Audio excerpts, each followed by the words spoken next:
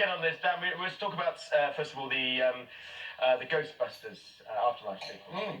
Can you give anything away? Is there anything you can tell us at all? Well, we've passed the torch to the new generation, played by Finn Wolfhard and McKenna Grace, and of course Paul Rudd and Carrie Coon, and they're wonderful. Yeah, he's one of the greatest guys in the business. And so we passed the torch to them in the last story, Afterlife, which people saw there and enjoyed. And now we're into a new story that takes place in New York City, but we're shooting it all here in England because we have spectacular stages at Shinfield and Winter.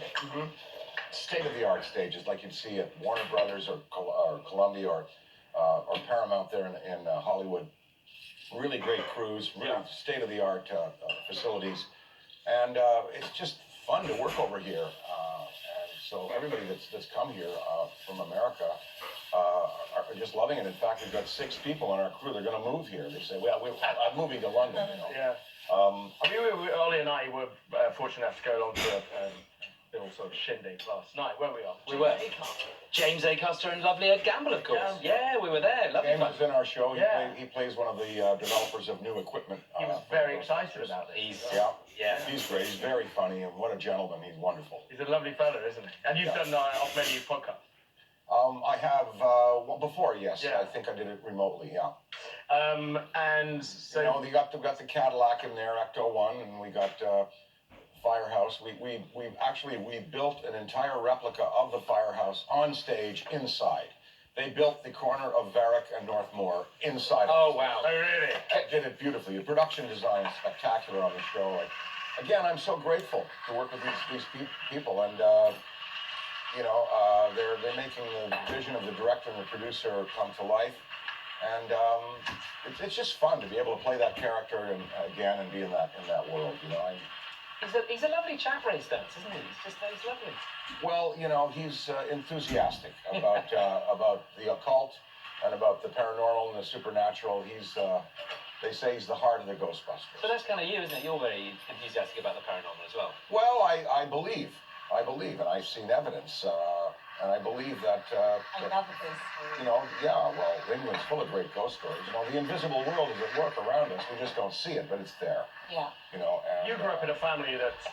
My great grandfather was a spiritualist, and he was a dentist in Kingston, Ontario, and he researched spiritualism, spirit photography, telepathy, telekinesis, psychometrics, all of that. So I grew up with his journals in the house, and you know, it was just part of the family background. That's why I wrote Ghostbusters in the first place. It was just part of my family background. Yeah.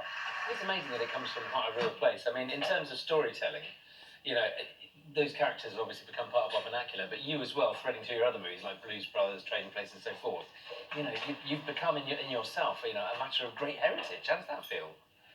Well, again, we don't do it alone. You know, we've got Trading Places, one of the greatest scripts written ever, and those guys, I don't think they wrote another movie that was as successful. I wish they'd had.